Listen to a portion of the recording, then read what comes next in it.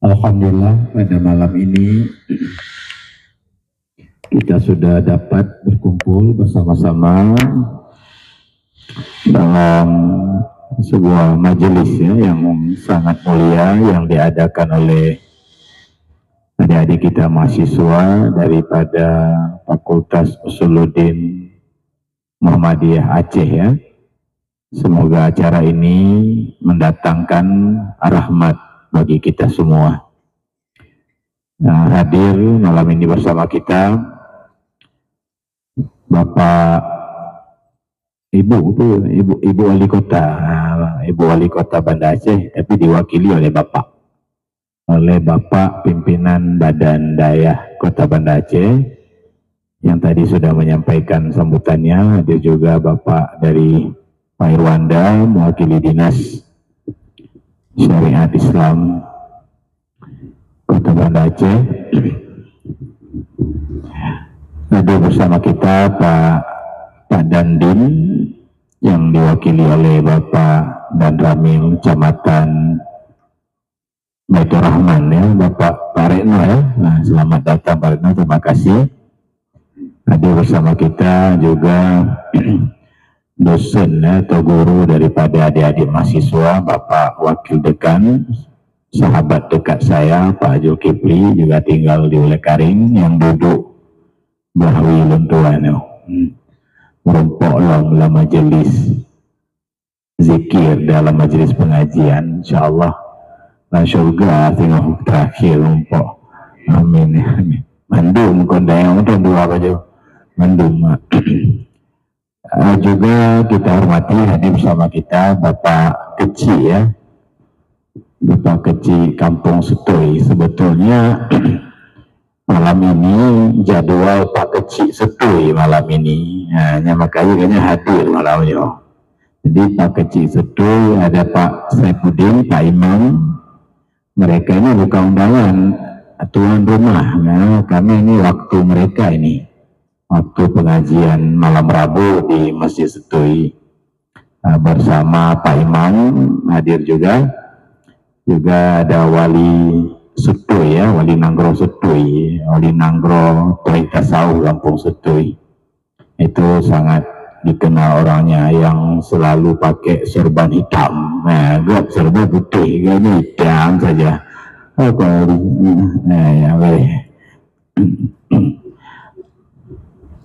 Kemudian ada jamaah Pak dari Setui juga, dan dari Ramai ya Bapak Kecil atau PJ Sukaramai dan tokoh-tokoh masyarakat.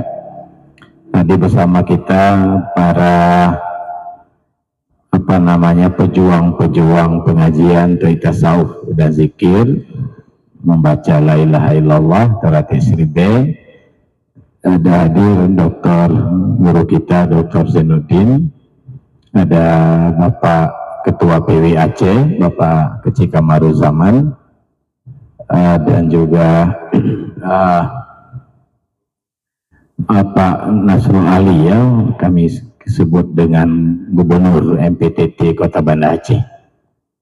Bukan mualim mana diundang. Di Gubernur juga dilengkap malam ini, ada Pak Gubernur, ada Pak Wali Kota, ada Pak Dandim, ada juga para jamaah sekalian teristimewa, adik-adik mahasiswa yang telah mengadakan acara ini.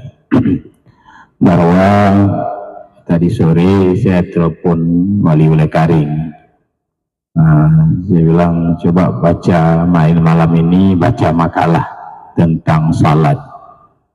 Jadi abuya kita akhir-akhir ini sering menulis tentang salat, dan ini makalah sudah mencapai ribuan makalah dan sudah dibukukan, diantaranya berjudul salat pada seperti yang sudah kita dengar tadi. Mudah-mudahan adik-adik dari mahasiswa memperjuangkan ini ya, memperjuangkan salat ini. Di depan saya ini ada sebuah kitab ya, namanya Bustanul Arifin ya. Saya baca sebuah hadis. Nabi mengatakan orang yang mengenteng-entengkan salat itu akan disiksa dengan 15 siksaan. Jadi orang tinggal salat 15. Hadir Tengku Barmawi ya. Wate kenal Tengku Barmawi. Guru kita Tengku Barmawi. Wate kenal. Duduk saja PW. Jadi 15 ya. Tanya akan diberi hukuman siksa dengan 15 siksa. Iya, orang yang meninggalkan sembahyang ya, adik-adik. Menyohana menjadi mahasiswa itu tidak terlalu bahayanya. Tapi kalau tidak salat ini terlalu terlalu bahayanya. Jadi ada berapa semua? 15 siksa. 6 siksa itu di dunia. Sedangkan 3 lagi saat proses sakaratul maut. 6 dia 3 pada saat sakaratul maut. 3 lagi di dalam kubur. Dan 3 lagi saat keluar dari kubur. Di Bandung 15 azab siksa diberikan kepada orang yang meninggalkan sembahyang. Yang pertama, yang 6 di dunia itu adik-adik harus dipahami. Pertama adalah dicabut berkah daripada umur. Dicabut berkah daripada umur. Lupa saya penghormatan ada hadir Pak Ilyas ya. Pak Ilyas Mayor, Abu Mayor, Abu apa namanya? Abu Mayor, sering kita panggil Pangdamnya MPTT. Pakai Pak Abe, jangan marah pula Pak Pangdam nanti ya kan? Pangdam PTT. Pak Kapolda hadir Pak Ilyas, Kapolda MPTT Jakarta. Jadi yang pertama adalah dicabut berkah dari umur. Jadi umur kita ini kadang-kadang 70 tahun, 1 kali pun nggak pernah khatam Quran umpamanya, contoh Pak. Jadi anak berkah umur, semak mentang umur. Jadi yang berkah itu mana umur panjang itu sebetulnya umur yang bermanfaat. Seperti contoh ulama Aceh, Abuya Mudawali umpamanya, itu orang paling berkah umur. Meninggal dunia umur 44 tahun. Tetapi seluruh ulama Aceh itu murid beliau. 44 tahun. Berarti lebih muda balun Pak Muhammad. Nyalun apa dulu kau? 47. Bukan dua Pak Wanda. Pak Muhammad 20 Muhammad. 65. Yang kita tanda khusyuk semayang. Itu yang pertama, dicabut berkah umur. Jadi karena umurnya dihisab pada hari kiamat nanti. Jadi banyak sekali hilang umur pada hal-hal yang tidak bermanfaat. Imam Ghazali itu ada dalam kitab kami baca di pesantren, Muraqi Ubudiyah namanya. Di sana ditulis umur menyata surah 8 Jun umur 60 umpamanya.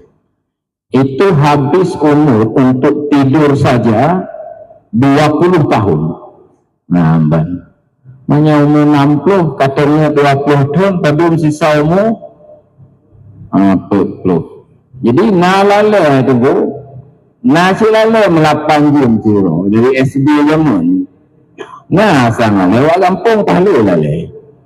Dari bengah ke Loho yang kau juga di masa tu lalu dia yang kau ke kali je tepi di belah satu lah.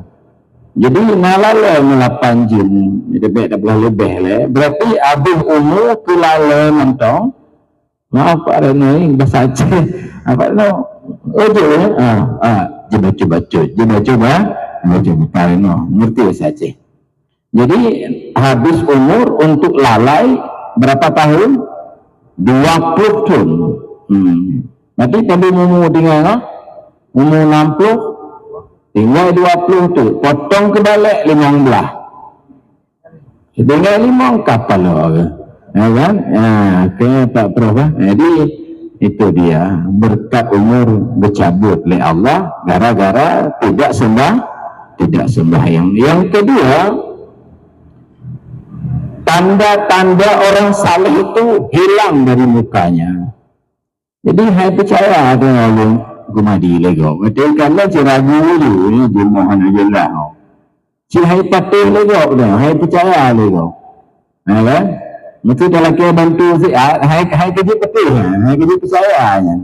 Tanda-tanda muka orang salehnya bercabut dah muka dia. Ya, bohong.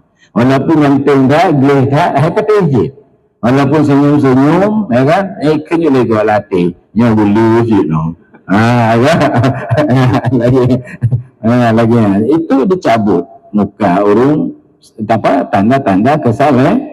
Yang ketiga adalah amalan yang lain tidak diberi pahala oleh Allah. Walaupun dia buat zikir, walaupun dia membangun masjid segala macam ibadat-ibadat lain hanya diberi pahala. Ya, kayak yang Pak Imam.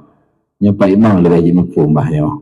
Itu yang ketiga. Yang keempat adalah tidak diangkat baginya bagian doa orang saleh.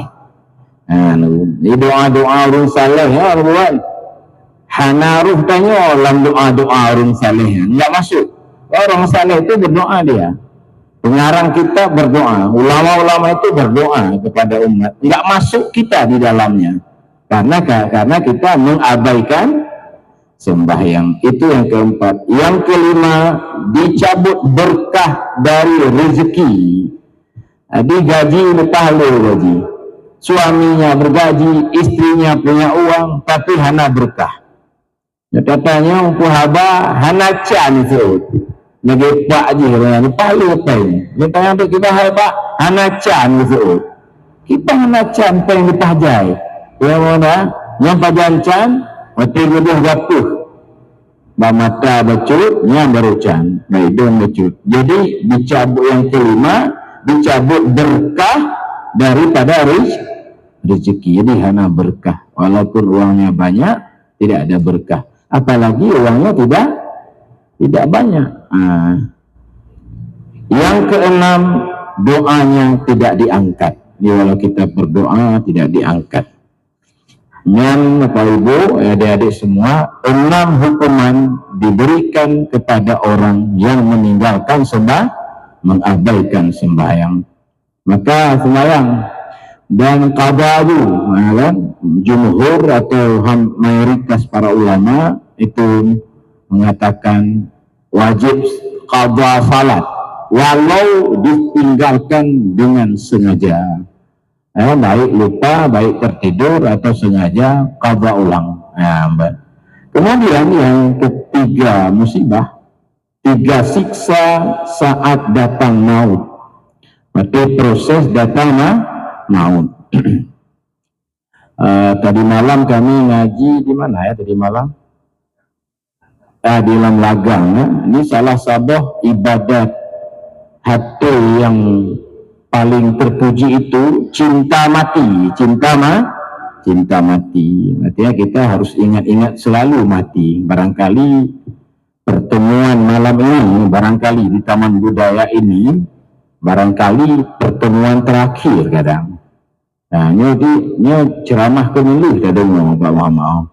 Kira abek lele Pak Muhammad. Ya nanti ya. Wala ini ya. Baik Pak Muhammad sila kamu macam wali kota 2. Maka malam mewakili je ya. Ni bang dawa punya wali kota lun waki atau lun wali kota punya wakinya nak go na titik temu lah. Ya. Ka apa.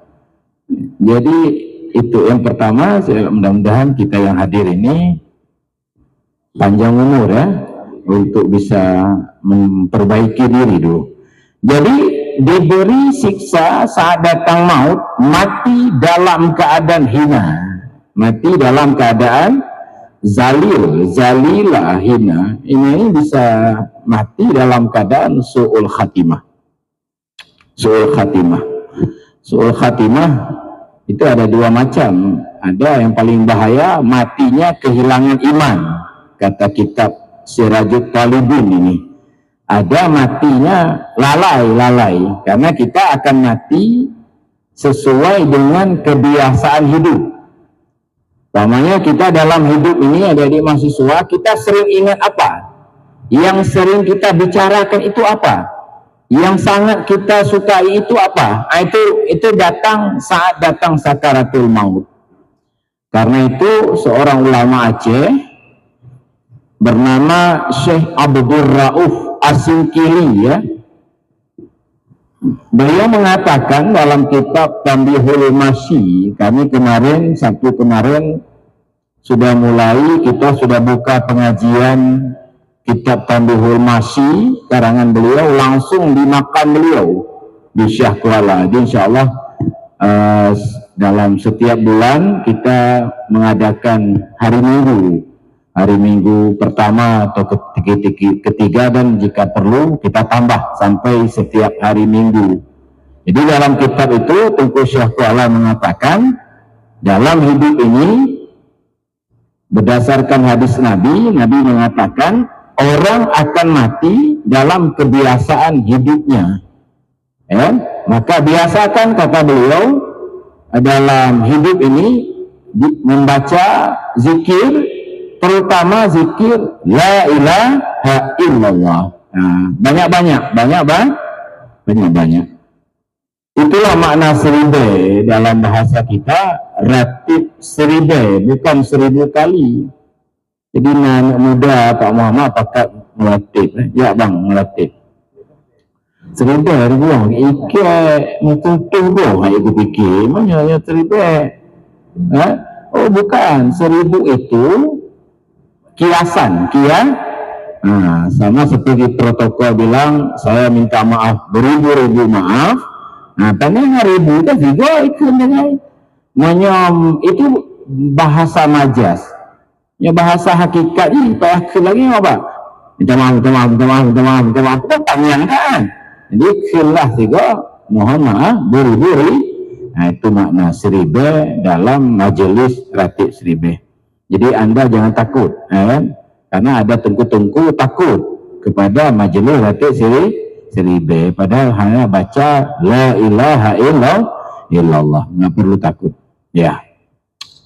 Jadi kalau kita biasa membaca la ilaha illallah, baik secara sir atau jahar atau berjamaah, maka itu nanti, kata Tengku Syah Kuala ini, Anda akan sangat mudah membaca kalimah la ilaha illallah.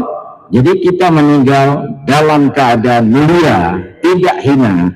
Jadi hina itu dalam waktu mati, salah satu penyebab adalah meninggalkan sembahyang.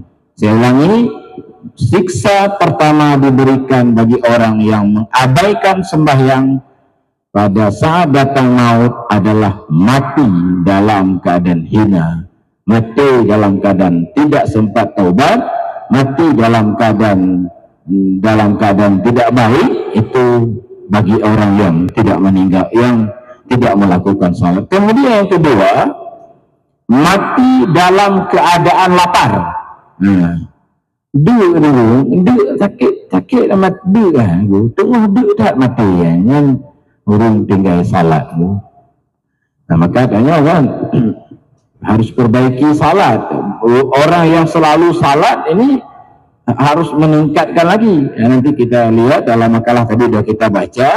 Yang ketiga, mati dalam keadaan sangat dahaga, rasa haus yang rasanya diberikan, andai air laut diberikan untuk kita minum, rasanya tidak hilang hausnya, laginya diberi rasa haus, tiban gambaran. Tentu bayang nubuan, ya. Cepat, jangankan itu, haus di bulan Ramadan saja luar biasa sakitnya. Nah, itu berapa jam? Apalagi ini rasanya diberikan minuman sebanyak air laut, rasanya tidak hilang dahaga. Rasa yang laginya diberikan kepada orang tidak sembahyang. Yang kedua, yang ketiga itu sudah. Ini tiga siksa saat datang sakaratul maut. Tadi 6 saat di dunia, sudah berapa? 6 tambah 3 sudah 9. Ya. Yang selanjutnya siksa dalam kubur. Ada 3 siksa dalam kubur. Pertama, disempitkan kuburan kita dengan sesempit-sempitnya. Dia sempit tak? Apa-apa katanya. Yang kedua, ya, selalu dinyalakan api di dalam kubur siang malam. Jadi neraka akan merumpuk juga di dalam kubur, Pak. Azab kubur namanya. Yang ketiga, diberikan kepada kita, diberi kuasa kepada kita sebuah ular besar, Syaja'ul Aqra namanya. Kita itulah teman, uluan yang gunggu-gunggu. Ya, itu di dalam kubur. Sudah 3 lagi. Sekarang berarti 3 lagi. Hari kiamat. Hari kiamat nanti kita akan diseret ke dalam neraka. Yang kedua, Allah melihat kita dengan penuh murka pada saat terjadi hisab.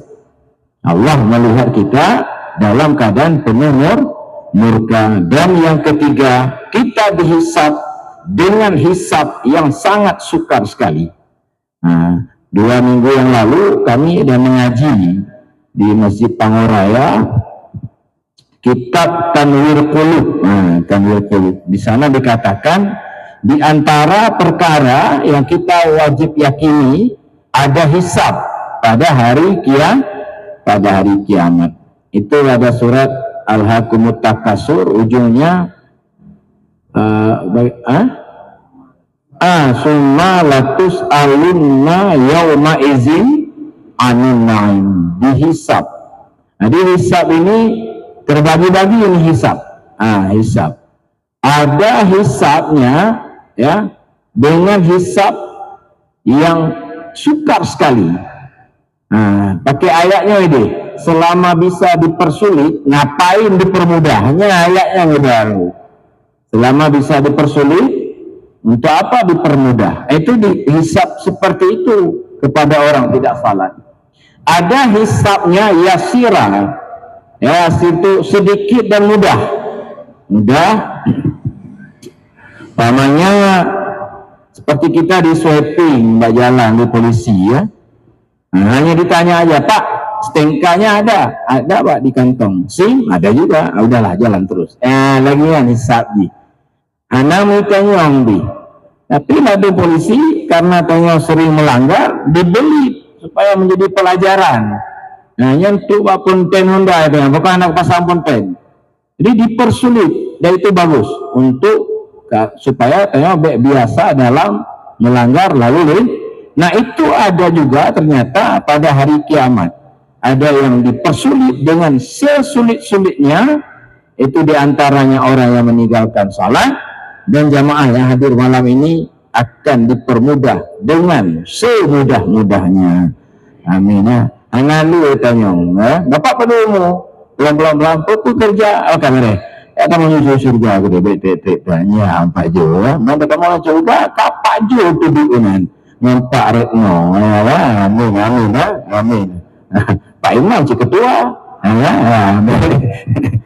lagi itu ada surga, insyaallah.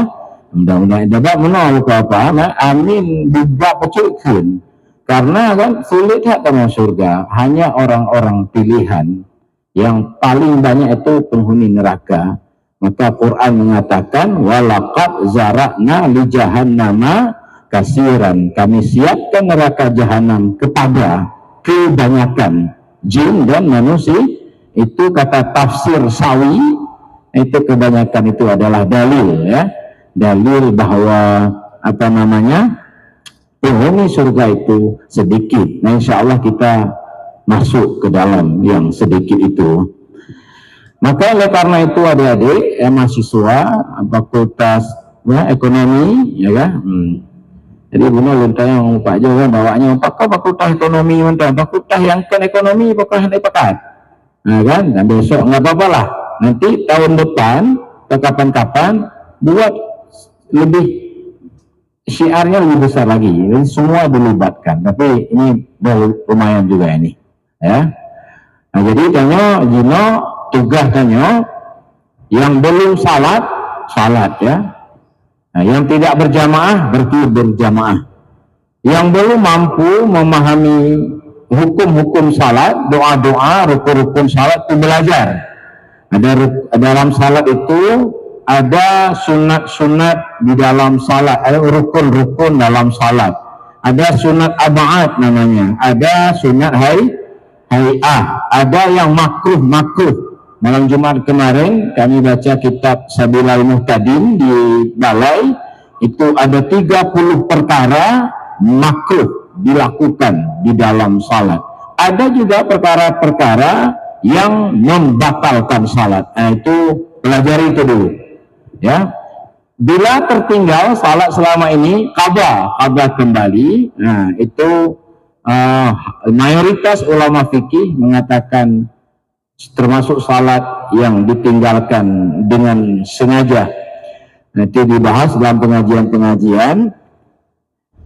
Yang sudah salat, nah ini sudah salat, sudah paham rukun 13, sudah paham apa namanya Fatihah, sudah tahu rukuk sujud, sudah tahu apa sudah selesai yang menyangkut dengan salat belum. Nah ini yang kurang sekarang ini adalah apa namanya berjalan hati kepada Allah. Nah, ini yang jarang ini. Berjalan hati kepada Allah boleh juga dikatakan hadir Allah dalam pandangan, dalam ingatan. Berjalan lebih mudah, berjalan hati kepada Allah. Ya. Berjalan hati begini maksudnya. Seperti orang cari uang. Dia bekerja ya tentu dengan badannya, dengan tangan dan kakinya. Saat dia bekerja, hatinya kemana berjalan? Berjalan kepada uang berjalan. Itu berjalan hati namanya. Jadi bukan berjalan hati kepada kerjanya, tapi berjalan hati kepada uang. Orang memancing ya di laut, itu hatinya berjalan kemana? Kepada ikan. Ya kan? Berjalan hati itu namanya. Hadir ikan dalam ingatannya. Pakmanya kamu buah contoh jangan Mangku Mahdi. Sebab kamu calek orang Mangku Mahdi. Ya kan? Tapi alhamdulillah Mangku Mahdi baca alhamdulillah 10 kali. 10 kah? Wali mantih kah? Nah hadir. 4. Ini baca alhamdulillah 10 kali sih. Kan? Jadi waktu calek kan kita pasang baliho, kita bagi kartu, kita kampanye, kita silaturahmi ke sana ke sini. Hati kita kemana berjalan? Kepada kursi. Nah, itu berjalan hati seperti itu, ya kan? Disebut dalam agama dengan istilah tarikat. Apa namanya? Tarikat. Boleh juga disebut dengan tauhid tasawuf. Boleh juga disebut dengan tauhid khawas. Artinya apa-apa? Terlihat sifat-sifat kasih sayang Allah dalam batin tanya. Terlihat. Kita jadi dangding, kita jadi kepala badan daerah, kita jadi pimpinan daerah, kita jadi ulama, kita jadi dosen, seperti Pak Jul. Itu bukan dari kita. La syarikalah. Tidak syirik. Tidak bersyarikat Allah dalam bekerja. Nggak terlibat kita. Secara zahirnya terlibat. Kasab dan ikhtiarnya benar. Itu terlihat semua datang dari Allah. Maka menghadaplah hati kepada Allah, baru sah kita baca wajjahtu wajhiya lillazi fatara samawati. Lagi calon, ini boleh calon. Wajjahtu wajhiya lil kursi. Nelayan wajjahtu wajhiya lil ikan. Orang yang hadir hati baru dia sah mengatakan wajjahtu wajhiya lillazi fataras. Itu maksud dengan tauhid tasawuf. Nah, salat seperti itulah yang mampu mencegah perbuatan keji dan itu salat disebut dengan salat tingkatan, tarikat namanya. Apa makna tarikat? Berjalan hati kepada Allah. Seperti seorang pemuda, ya kan, atau kita cowok-cowok ini yang jatuh cinta kepada seorang cewek, ketiru anak darah, ya kan, ceweknya hadir tapi lah ingatannya, Pak Imam, hadir, terlihat, apa terlihat? Sifat-sifat kelembutannya, kau lembut ni, haluh perasaan, haluh kulit, haluh, sehingga ibu nan makhluk haluh. Ibu nan awaknya, mah adik-adik mayang, adik bengih, kakak kan bengih kalau, halus. Jadi kan artinya terlihat pada cowok itu, si gadis itu sifat apa kecantikannya, kelembutannya, maka datanglah cinta dan rindu. Saya pasang contoh. Anak darah yang galak, mahasiswi Fakultas Ekonomi Muhammadiyah, Universitas Muhammadiyah. Ada Pak Jana, kawan. Ya. Sana nak buat contoh apa?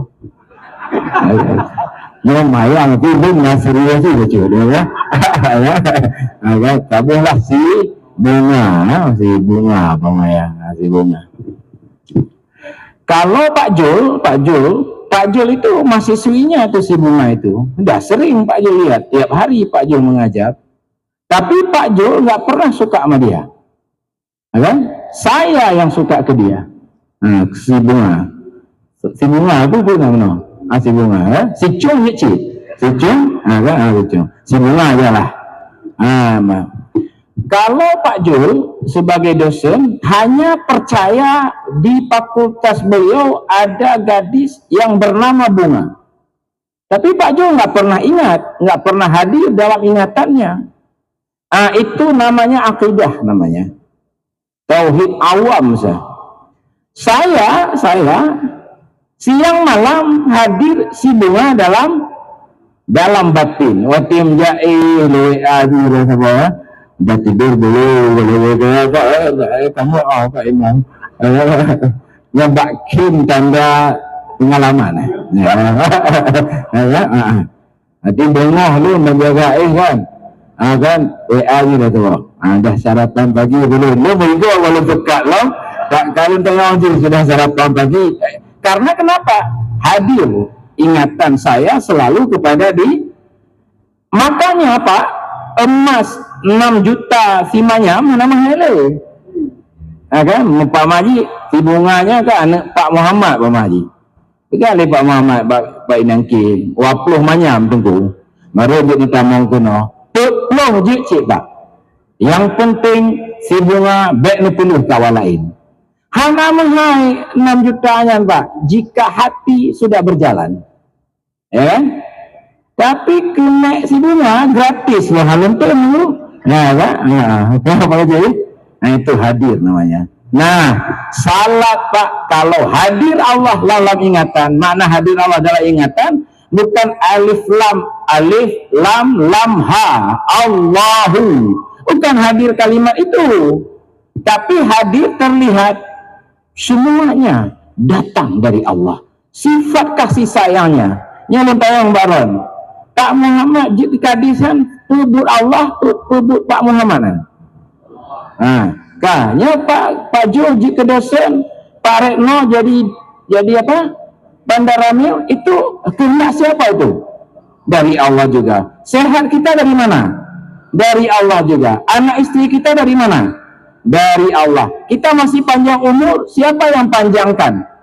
Allah. Yang mana yang dari kita? Dari Allah.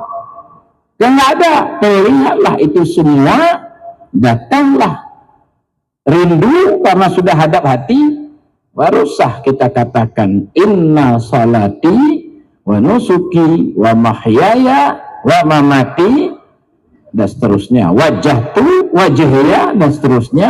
Itu namanya salat ahli tarikat, orang berjalan tapi kalau sekedar hati tidak berjalan tapi baca Fatihah ada, rukuk ada, sujud ada, itu salat syariat namanya. Maksudnya hukum salat zahir yang ada dalam kitab fikih, dalam mahali, dalam kitab i'anatul talibin berhasil kita lakukan. Cuman hati tanya hanya menghadap Allah, Pak Wanda. Lihat aja. Allahu Akbar dan tetap ini lemah tu badan dia lemah, pamah tu. Berarti aku contoh yang Pak Muhammad lain mah cik hana ingat ke lain. Hanya pamannya Pak Irwanda salat. Allahu Akbar. Ba'abah inna salati wa nusuki wa mahyaya. Bahati yang satu jadi wakan tu pokok surat yang jule, ada tu kerja undangan mulut siat. Pokok jitu ahli semayang kalengkap katung sini. Itu salatnya benar dalam arti ada rukun 13. Benar menurut syariat, tapi tidak benar menurut tarikat. Nah, begitu Pak Daramil ya. Pak Mai Pak Jo semayang. Ini contoh Allahu Akbar ya. Babah Pak Jo inna salati wa nusuki wa mahyaya. Nanti Pak Jo nyo tu jak kampus mengajar dia, buat skripsi dia. Agak tu jak buat kesmah dia. Yang hati. Ya kan? Jadi yang akbar bukan Allah dalam batin, kampusnya, badan daerahnya, kantornya, ya di kamu. Ya Haji. Ya, Allahu Akbarnya penyeri mulut Pak orang. Ya, larukuknya tinggal Bang Mama. Ya lagi itu contoh, contoh. Itu berarti salatnya benar menurut syariat karena ada rukuk, ada Fatihah, ada sujud, tapi tidak benar salat menurut. Dan ketika orang itu mengatakan wajahtu wajhiya, itu adalah dusta. Lagi tanya kon caleg Pak, tak pegah ingat ke kursi dewan, nak sulit kan? Sulit. Ulaut anak tajak, kawin anak tablo, pancing tidak ada. Lalu kita mengaku ingat ikan, betul kan? Sulit kan? Tapi kalau nelayan yang mengatakan saya ingat ikan, caleg yang mengatakan saya ingat kursi, itu benar. Karena memang itu hadir di dalam ingatannya, Pak. Gabi itu? Itu salat apa namanya? Salat tingkatan tauhid tasawuf. Makna tasawuf dalam MPTT itu majelis tauhid tasawuf. Makna tasawuf hadir Allah dalam pandangan. Atau najib makna tasawuf akhlak. Lagi dalam kitab Ihya, lagi kitab Surus Salikin, bab taubat, bab riba, bab sabar, itu tasawuf juga. Kemudian salat yang paling hebat adalah ini salat orang-orang sufi ini. Insyaallah kita masuk di dalamnya. Ya. Mereka tidak lagi memandang selain Allah. Lupa kepada selain Allah. Coba ini tanya sama Pak Retno nih, Pak Dan Ramil. Orang TNI itu kalau berdiri di depan Pangdam umpamanya, karena itu aturan dan itu bagus, mereka lupa kepada selain pimpinannya, ya Pak ya. Siap itu. Kamu datang ke Papua perang, siap. Kata begitu. Itu sikap yang bagus. Ya kita harus dalam berdakwah ini harus pakai cara TNI dan cara polisi. Dalam zikir begitu juga.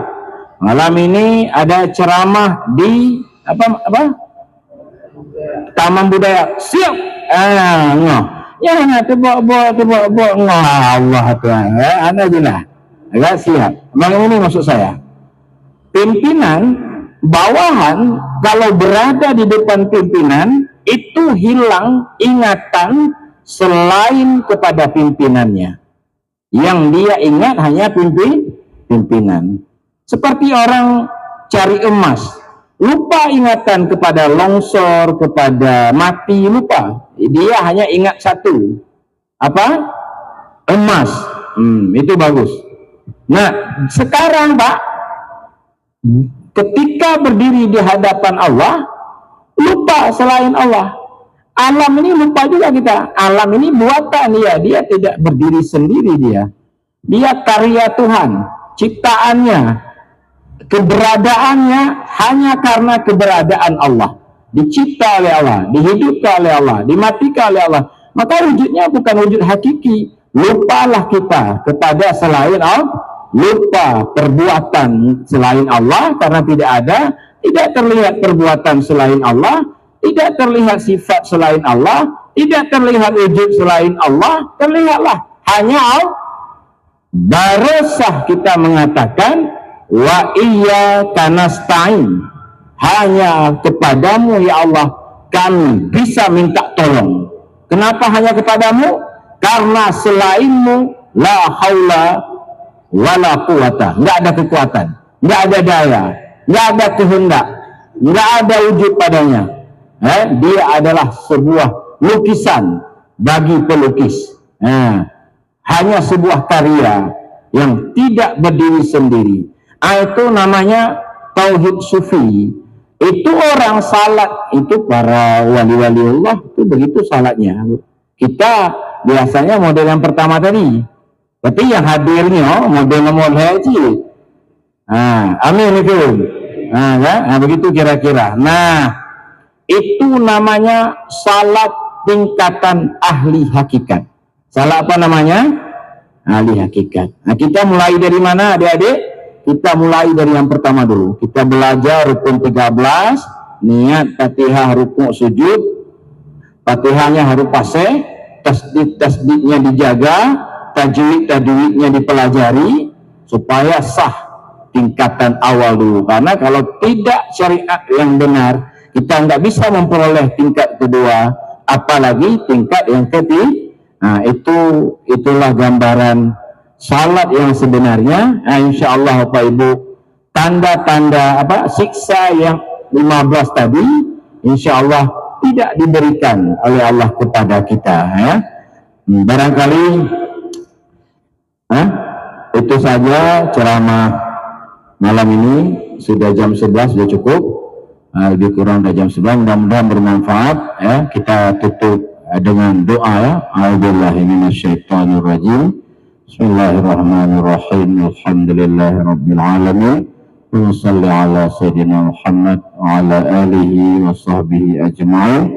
Wa inna nas'aluka mujibati rahmatih wa azaima maghfiratih wal ghanimata min kulli birrin wassalamata min kulli ismin wal ismata min kulli zambin wal fawza bil jannati wan najata minan nar. La tad'alana zamban illa ghafartah wala hamman illa farrajtah wala hajatan ya lakaridan illa qadaitaha ya arhamar rahimin. Rabbana atina fid dunya hasanah fil akhirati hasanatan wa qina azaban nar. Walhamdulillahi rabbil alamin. Sallallahu ala sayyidina Muhammad sallallahu alaihi wasallam. Sallallahu ala sayyidina Muhammad sallallahu alaihi wasallam. Sallallahu ala sayyidina Muhammad ya Rabbi. Demikian, banyak kekurangan dalam penyampaian, saya mohon maaf dan terima kasih atas waktu dan perhatiannya. Mudah-mudahan bermanfaat bagi kita semua. Adinallahu wa yakum ajma'in. Assalamualaikum warahmatullahi wabarakatuh.